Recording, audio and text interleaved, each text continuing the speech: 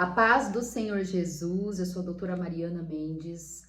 Hoje, 4 de dezembro de 2024, eu quero compartilhar uma palavra do Senhor. A palavra de hoje encontra-se na primeira carta à Igreja de Coríntios, capítulo 2, versículo 9, que diz assim: Todavia, como está escrito, olho nenhum viu, ouvido nenhum ouviu, mente nenhuma imaginou o que Deus preparou para aqueles que o amam. O Senhor, ele nos tem como um filho. E como todo pai que ama seu filho, o Senhor, ele tem o melhor para nós.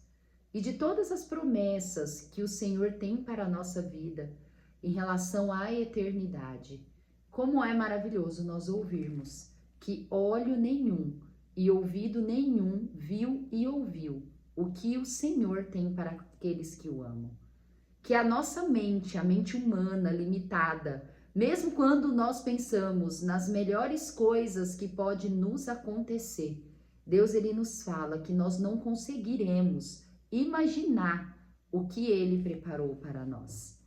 Mas que alegria, eu imagino que será todos nós reunidos no céu.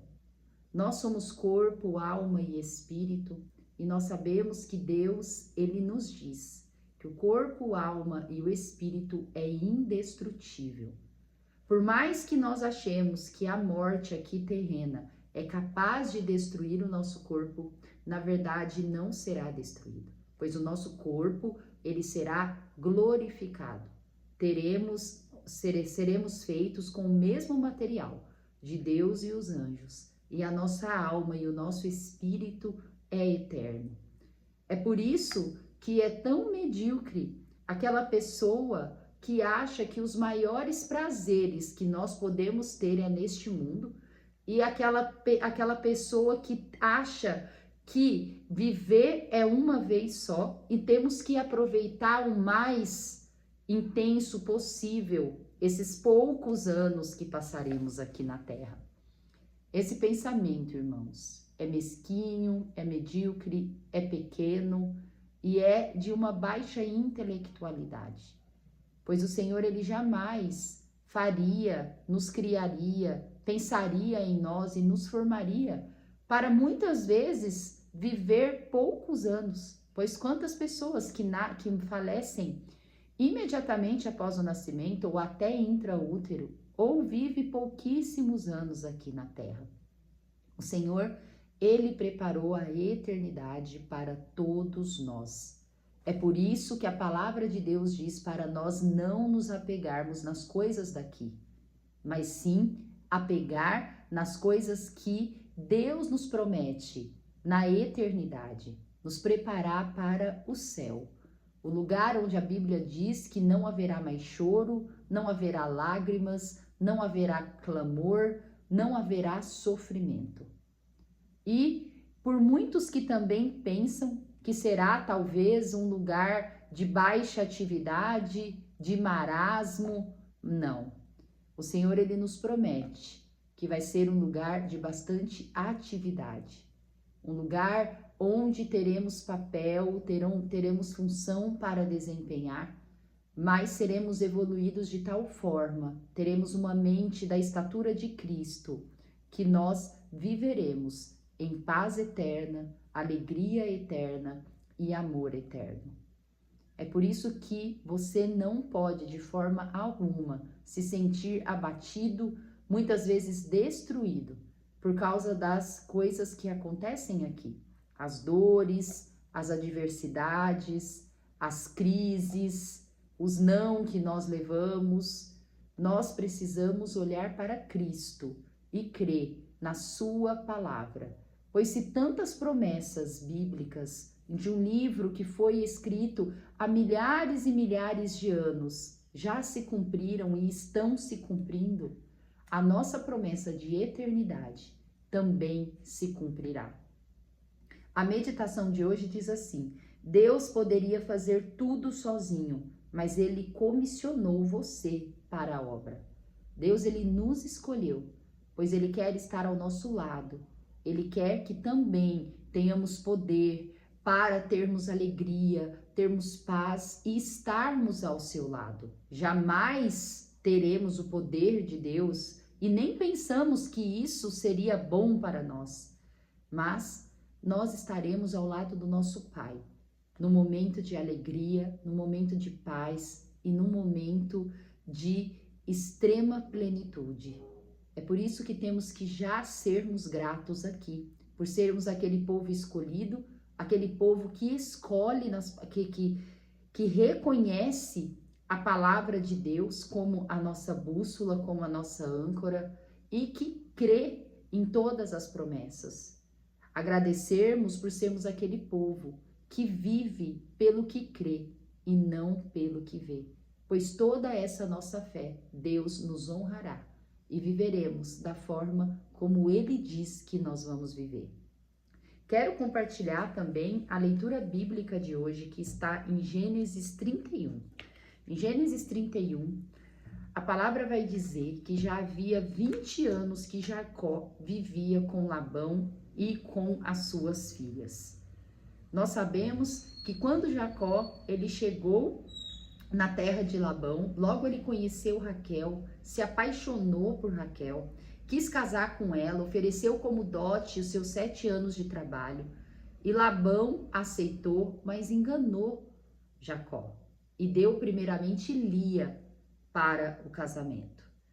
E depois ele disse: se você trabalhar mais 7 anos, você casará com Raquel.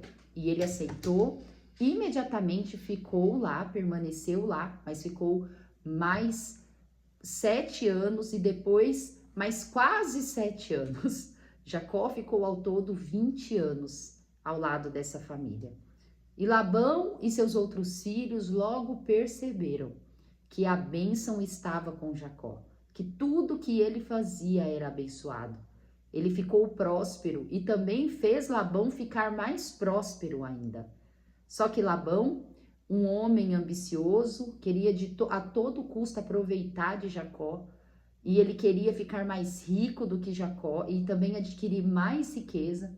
Porém, chegou um tempo que Jacó cansou e a palavra vai dizer que Deus falou para ele voltar para a terra de Canaã.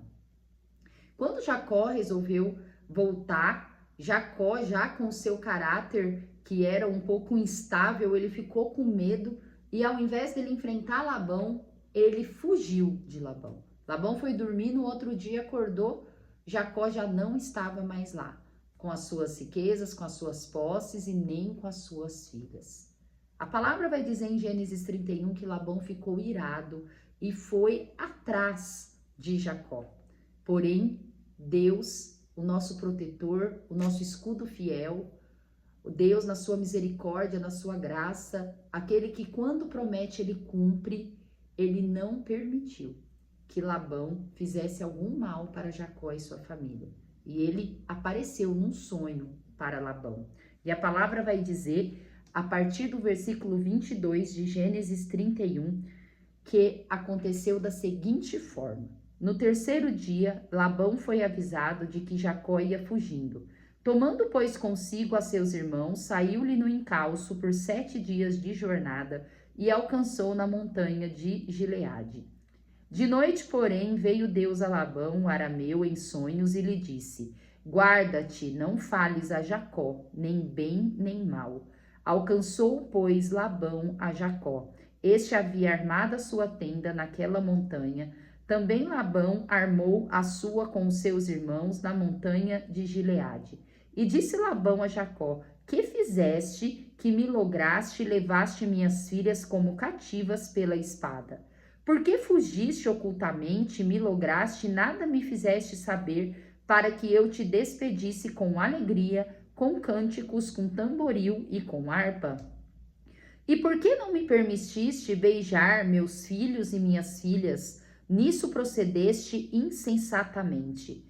Há poder em minhas mãos para vos fazer mal, mas o Deus de vosso pai me falou ontem à noite e disse: guarda-te, não fales a Jacó, nem bem, nem mal. Como Deus, ele é maravilhoso. A palavra do Senhor, tudo que sai da boca do Senhor não volta vazia e não volta atrás. O Senhor tinha prometido para Jacó que faria dele uma grande nação, que era através da sua descendência que criaria a nação do povo de Deus. E mesmo Jacó, com seus erros, com seus defeitos, o Senhor, sobre a sua misericórdia, o colocou. E tudo foi cumprido.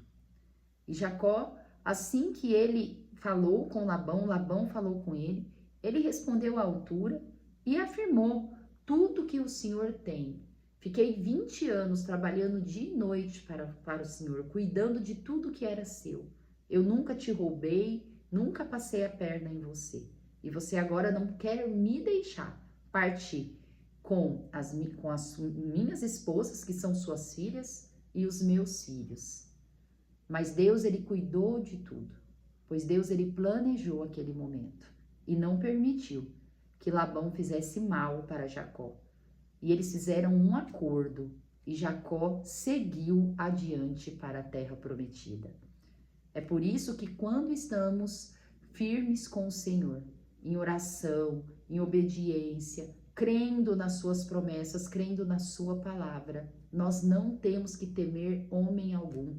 Nós não temos que temer nem dificuldade, porque mesmo que não dê certo, mesmo que muitas vezes sofremos com o resultado, nós temos que compreender que o Senhor está conosco, que o Senhor está ao nosso lado, nos guiando e nos direcionando para o propósito correto, para o local correto.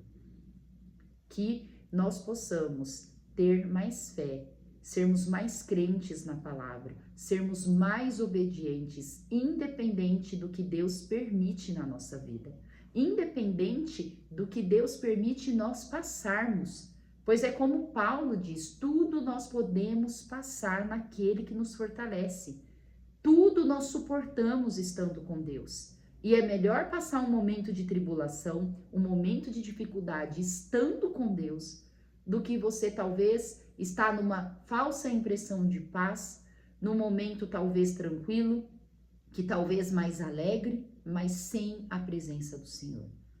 Pense nisso. Se talvez as coisas não estejam acontecendo como você queira, pense que é permissão do Senhor. Se sua resposta é que você é temente ao Senhor, que você está obedecendo ao Senhor, então creia que isso é permissão do Senhor e que Ele está ao seu lado, te direcionando para o propósito correto. Agora, se você avalia a sua vida e você é desobediente, orgulhoso, não crê, não tem comunhão com o Senhor, reveja a sua conduta, pois talvez a tribulação que você esteja vivendo é a falta da presença do Senhor. Que essa palavra possa trazer motivação, possa trazer fé, salvação, libertação das vozes alheias e que faça você ser mais fiel e obediente ao Senhor. Amo vocês em Cristo Jesus. Até amanhã.